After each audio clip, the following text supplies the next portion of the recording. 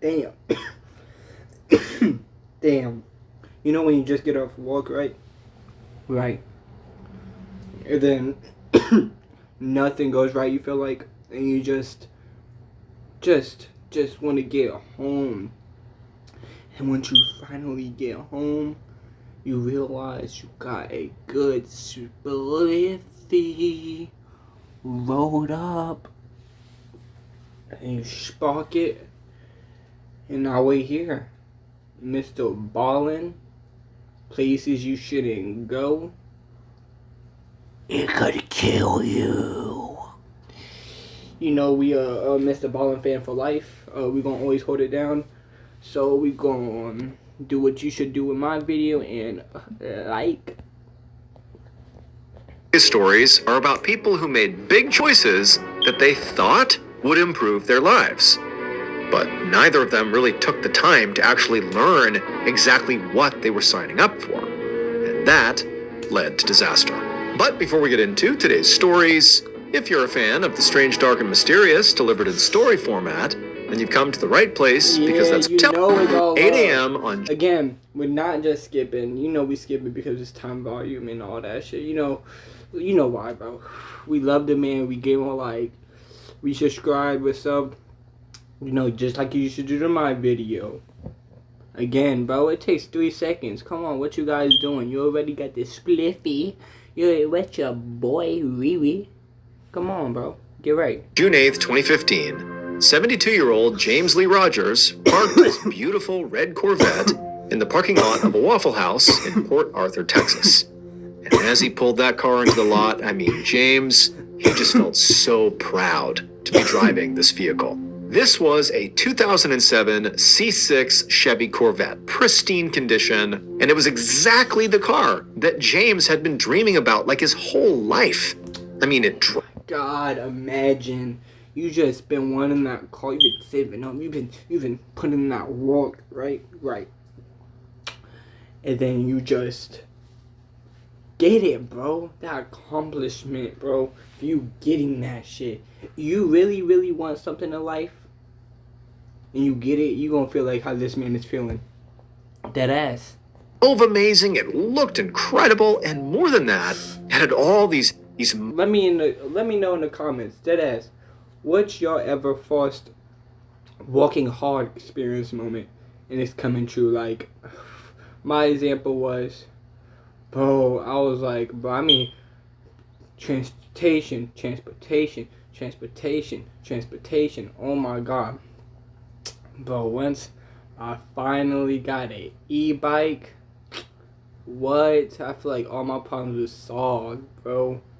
I swear to God. Let me know in the comments how you guys. You know what I'm saying?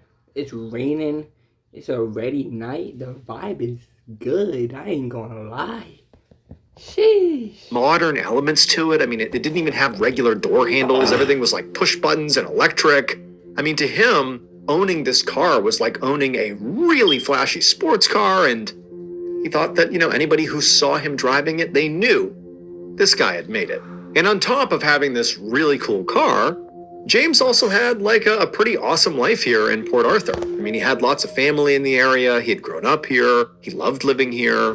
But he also really loved this particular Waffle House. It was where he went basically every morning in his flashy car to get his coffee.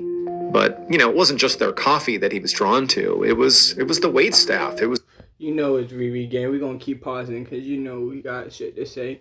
Who just loves Waffle? I ain't gonna lie. Waffle House is buzzing. What you get? What you get from Waffle House?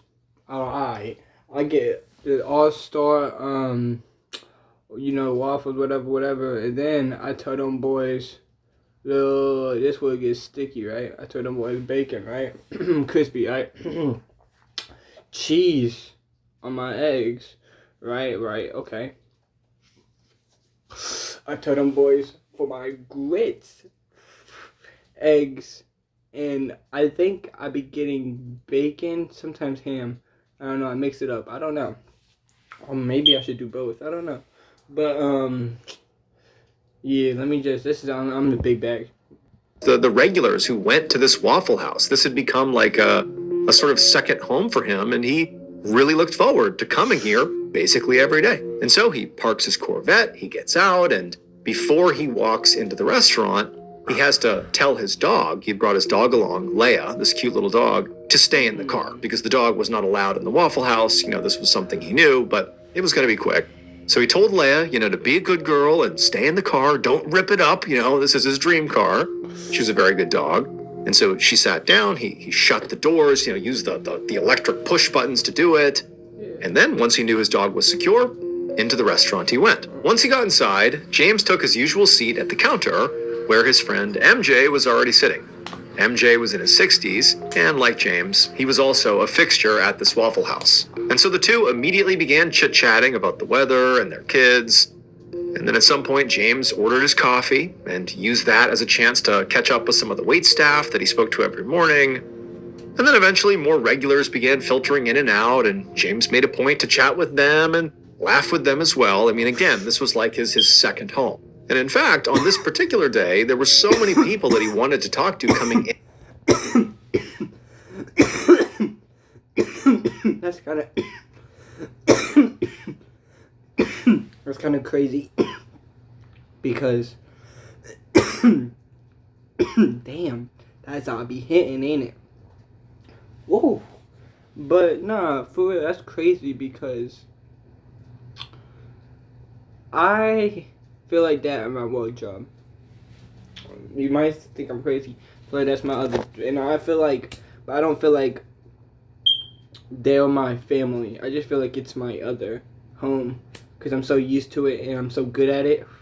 Like I'm finna give meta galaxies this year, and yeah, it's a whole. We finna take over YouTube. Trust me, guys. Trust me. I ain't just playing. Like this shit coming true. I've been telling you boys, I got a whole plane coming.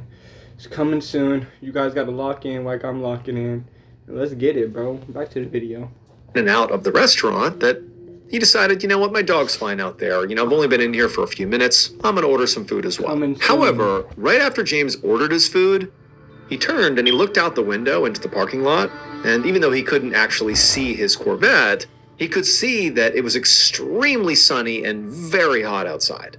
Like he knew that when he showed up, but he's looking out there and it just looks like a desert out there. It's so hot and like there's nobody out there. It's just cars getting blasted by the sun. And he's thinking like Leia's out there. And even though he had the AC on when he pulled up, and so, likely his Corvette was still a little bit cool. No. There was no way. Oh my god, you think there's fucking cooked dog in that bitch? No way. That it was particularly comfortable in his car right now. And so, before his food showed up, James turned to MJ and just said, "Hey, I'm gonna be right back. You wanna just like hold my seat? I'm gonna go out and check on something." And MJ, who was kind of busy talking to other people, he's like, "Yeah, go ahead. I'll save your seat." And then James left the restaurant to go check on Leia. And so James, after leaving the Waffle House, he sort of ran around the corner out of view of where he had been sitting, and he went over to his beautiful dream car. And as soon as he walked up to the window, he could see that Leia was, very excited inside, happy to see James again. And, just for good measure, even though... So how is Waffle House going to kill you? He now knew his dog's okay. He climbed inside the driver's seat and shut the door, and he turned around and he pet his dog, and just... He could tell the temperature inside the car was not that bad, and so he was only going to be in the restaurant for another 15, 20 minutes tops. She'd be okay. However, after only having sat inside his car for a matter of maybe like 30 or 60 seconds, he felt himself getting really hot. It was definitely not cool inside the car, and the sun's burning through the windows, and he just was like, you know what?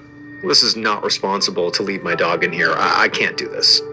And so even though he had placed his order for food, he figured he could go in there, cancel the order. He was a regular. They'd understand. He could have one more sip of coffee, but that was it. He needed to get back out here and basically put the AC back on and get him and his dog back into the comforts of their own home. But when James pushed that super fancy button on his car door that he was sort of so proud of how modern his vehicle was, when he pushed it to open his door, nothing happened. And so James, he's just staring at the door in confusion because this has never happened before. And so he starts pushing it a few more times. But again, nothing happened. No offense to you old people, but why you old people so impatient, bro? Like, chill out, bro. You better probably kill yourself in your car because you... Like, bro. Chill. Look what I'm about to do, old people. And then after a few moments, when this car door was not budging, James reached across and started pushing the button on the passenger side door to see if maybe it was just an issue with, his door. But no, that door wouldn't open either. Pipe down. And so finally, he decided he would just try to turn the car on to see if maybe that would help. But he couldn't get his car to turn on. The Corvette was completely dead, and James had no idea why. But he knew this was not good because, this car, because it's so modern, didn't have normal handles. They really were all electric, all buttons. And so if these buttons aren't working and all the windows are up, what do you do? How do you get out? And so James, he's starting to stress out about, what's going to happen here? Like, is he going to have to break a window of his beloved vehicle here? Is that what he's going to have to do? And also, how crazy is that? How could he have wound up in this position? But also, the sun is just burning through the glass, and he's suddenly becoming really aware of just how hot it was getting inside of his car. Like, this is sort of becoming an emergency really quickly. I mean, because again, he can't even turn on the car, so he... Yo, ain't no way this old, no offense, this old dude just almost cooked himself to death. Is that what I'm about to hear? Oh, did he cook himself to death?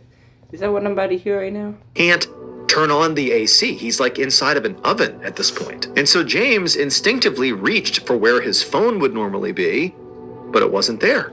And that's when he remembered he had left his phone inside the Waffle House. When he had gone in earlier, it was low on charge, and he had handed it off to one of the waitstaff to go plug in somewhere. And so his phone's inside. He has no way to contact anyone. But luckily, right at that point, James looked out the corner of his eye, and he saw a couple walking out of the Waffle House. And he's like, oh, thank goodness, someone's coming out. I can get their attention. They can come over here and get me out of here. Or at least, call someone who can. And so he starts waving, through the front windshield at this couple as they're sort of walking generally in his direction, but they clearly didn't see him. Like, the sun is glaring off the glass, kind of making it hard to see inside. And so James is sort of realizing this, and he's becoming more and more desperate as he and his dog are getting more and more overheated. And so he began leaning on the horn to get their attention that way, but no sound came out of his Corvette because the horn was powered by electricity, and again, the car is dead. And so James now is getting frantic. He's banging on the windows. He's screaming to them. But this is a nice car. It's totally soundproof inside. Again, there's the glare from the sun on the glass. The windows are partially tinted. They can't see or hear him. Why he can't drive? I forgot what they said. Why can't he not drive off? And so this couple eventually comes right near his vehicle. They climb in their car, and they drive away without ever noticing him. Once they were gone, James told himself that, you know what, this is a busy area. Lots of people come in and out of this Waffle House. Someone's going to see us. Someone's going to get us out of this car. And so for the next several minutes, James looked all around him, looking for anybody walking through this parking lot, looking for people coming out of the Waffle House, and anybody who came even close to his vehicle, he would scream and yell and bang and do anything he could to get their attention. But nobody noticed him. Like, no one could see or hear him. And now James and his dog were really starting to struggle with the heat inside of this vehicle. It really was like they were trapped inside of an oven. And so eventually, when it seemed like no one was going to notice them, James just began frantically looking around the interior of his car for a toolkit. He thought he had left a toolkit in here somewhere, in case of emergencies. And he's thinking, maybe there was a tool in there he could use to maybe jimmy open one of the doors, or if he had to, he could maybe use something heavy in the toolkit to break a window, just to get out that way. And so eventually, in the back seat near Leia, he found this toolkit, but when he cracked it open, he was disappointed because it really didn't have anything that useful. There were some pliers, there were some jumper cables, and a flashlight. But, James, he still took the pliers. Bro, use the whole box to break the window. And he jammed the head of the pliers into the crack of the driver's side door to attempt to basically wrench open the door. But the pliers were very thin, and so he didn't budge the door at all. And he used a lot of energy trying to, force the door open. And remember, it's like blisteringly hot inside of the vehicle at this point, and it's getting harder and harder to breathe. Like Leah's struggling to breathe. James is, drenched in sweat. And so he drops the pliers and he just has this huge wave of anxiety come over him that like, oh my goodness, like, is this it? Are we going to die in here?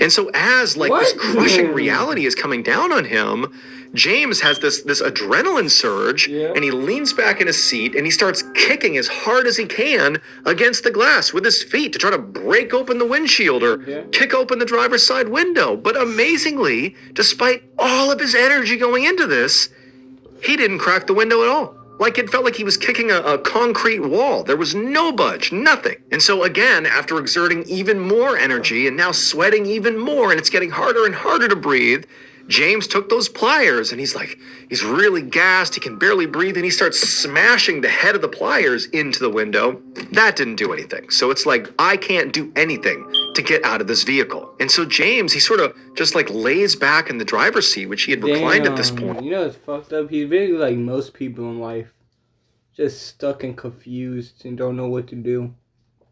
Just like you people. Listen up. Lock in. And he's panting, he can barely breathe, he's opened up his shirt a little bit, and he's looking back at his dog, and she's really struggling, and he's just like, I can't believe this is happening. And as he's laying there, he sort of looks towards the front of the car, and his eyes land on the glove box in front of the passenger seat. And it was like, oh my goodness, how could I forget? There's a manual inside of there. There has got to be instructions for what to do if your car dies. There's got to be a way to get out. Like, it's got to be in that manual. And so suddenly, having all this energy, James sat up, he opened up the glove box, and he pulled out this manual that he had never read before. I mean, he had no reason to, but he opened it up, and he began looking through it, looking for, the section that would explain what to do in case of, total power outage and you're stuck inside the vehicle. But like as he's looking at the pages, like his vision's swimming, it's so hot, he's so tired, and it's all this little text, it's hundreds and hundreds of pages, and like nothing explained the situation. It was like so not user-friendly. And so James, he's flipping through all these pages, and even just the act of turning the page was becoming so laborious, like he is just beginning to shut down. I mean, he's basically dying inside of an oven, and he can barely turn the page, and then before long, after about a quarter of the way through, it's like he couldn't see anymore, and he literally just like he couldn't turn the page anymore. He had no strength left. MJ, so James's buddy, the guy in his 60s who was also a regular at the Waffle House, he's inside the Waffle House, he's having his breakfast and his coffee. He knew James had stepped out, he was going to be right back, and he did not come right back, but he figured no big deal, like, he probably got caught up with something. Maybe he forgot that he had ordered food. But, MJ, he's got all these reasons for why James has not come back to the restaurant. And also, MJ, being a regular, he's chatting it up with other people. He's not really even aware of the fact that James has not come back inside the Waffle House. And eventually, after MJ had had his coffee and his food, he's getting ready to maybe make an exit himself, when two employees come running in the front door of the Waffle House. And so everybody turns to these employees who clearly are sort of making a scene here, and they're like, what's going on? They found Gramps cooked alive in the oven in a fucking vehicle. That's crazy. They found him, watch. You gotta like and subscribe if I'm right. And the employees, they're like, we just saw James. He's asleep in his car, and we can't open the doors. We slammed on the windows, but he's not reacting. At this point, MJ felt sick to his stomach because he suddenly realized when he looked at his watch, it had been 4 hours since James had gone outside saying he'd be right back. Now, MJ, he got caught up doing other things, and he was in here all the time. He loved being here. Time flew when he was in here, but even he didn't understand how much time had passed. And he's thinking oh my gosh, what's happened to James? And so MJ jumps out of his seat and he runs outside into the blistering heat. He goes around the corner to the red Corvette. He sees, through the tinted glass, there's James inside of the vehicle. He starts hitting on the window, but there's no answer. James isn't moving. And so MJ calls 911. It would turn out when James bought the red Corvette, it really was like his dream car. He fell in love with it. It was beautiful. It was flashy. It oozed status. It had all this new tech. It looked so expensive. It was perfect. And James, I mean, he didn't just, buy this car and that was it. I mean, after he had it, he obsessed over it. He learned every little detail about it. He took great care of it. He drove it everywhere. I mean, this was like his child.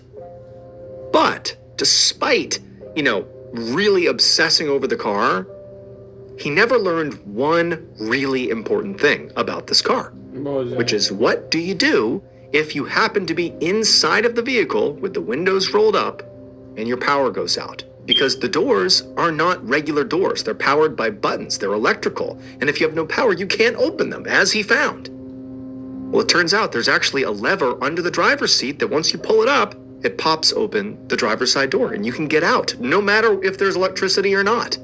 But that information was buried on page 80 of that owner's manual that he had pulled out and begun flipping through, but he was so delirious from heat exhaustion, he couldn't get that far into the manual. He's like combing through all this really dense text. He made it about a quarter of the way through when unfortunately he and his dog Leia died from heat exhaustion. That's fucked up, I ain't gonna lie, bro. Like, what the fuck? He's slow as fuck. Like, why would you let your dog die? Cause it's not even, I don't know. Why am I saying he's slow as fuck? He didn't do nothing, bro. He deserves a good death. It was fucked up, man. Sorry, man. You had to go like that. James's family filed a wrongful death case with Chevrolet, the maker of the Corvette, in 2018, but the case was dismissed. Chevrolet still makes Corvettes with these special electric doors, and there have been numerous additional incidents of people getting locked in and trapped. But in more recent Corvette models, the manuals have the information about the door's release lever much closer to the front of the manual. Damn. Let's go to the next video right now.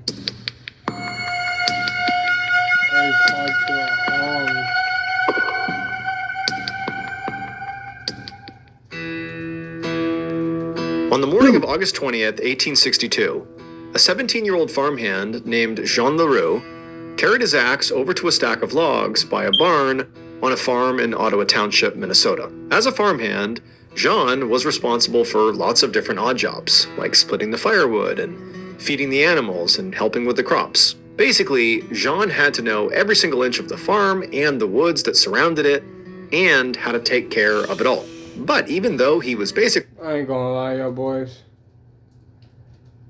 Constantly busy. This is about like 22 minutes. And I wanna go to bed because I'm high as fuck. Like the video if you fuck with me.